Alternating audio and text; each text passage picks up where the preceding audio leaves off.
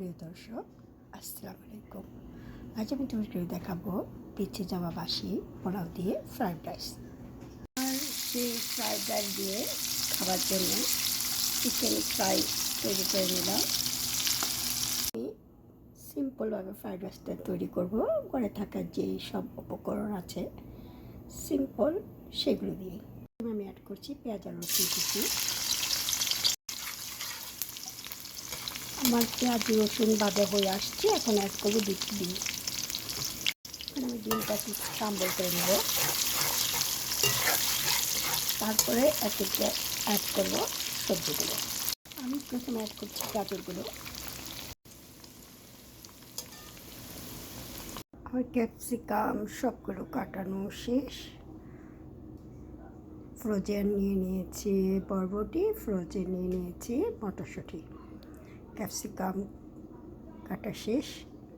যেসব বাচ্চারা সবজি খেতে চায় না তাদের জন্য এভাবে ফ্রাইড রাইস তৈরি করে খাওয়াতে পারেন। তারপরে অ্যাড করবো এই সবজিগুলো। এখন অ্যাড করবো ক্যাপসিকামগুলো।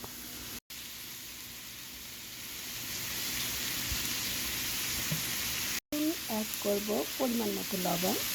যেহেতু আমার বাসি পোলাও ছিল, পোলাওয়ে লবণ লাগবে না, আমি সবজির আন্দাজ করে লবণ দিয়ে দিচ্ছি। এখন অ্যাড করবো এমন একটি সস, এই সসে সব রকম উপাদান আছে।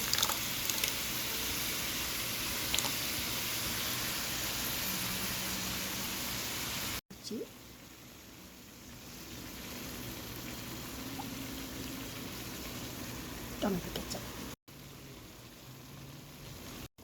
এখন অ্যাড করছি কিছুটা লাল মরিচের গুঁড়া, কিছুটা গোলমরিচ গুঁড়া। সবজিটা মোটামুটি হয়ে আসছে, এখন অ্যাড করবো বাসি পোলাওগুলো। অ্যাড করে দিয়েছি, এখন খুব ভালো করে মিক্স করে নেব। অ্যাড করছি চিনি আর testing salt.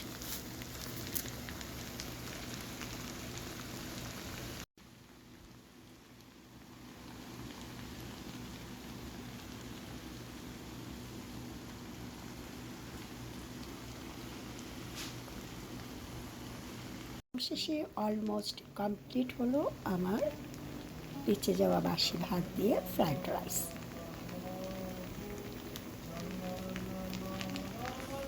Rice ready, chicken ফ্রাইও রেডি। এখন খাবার পালা।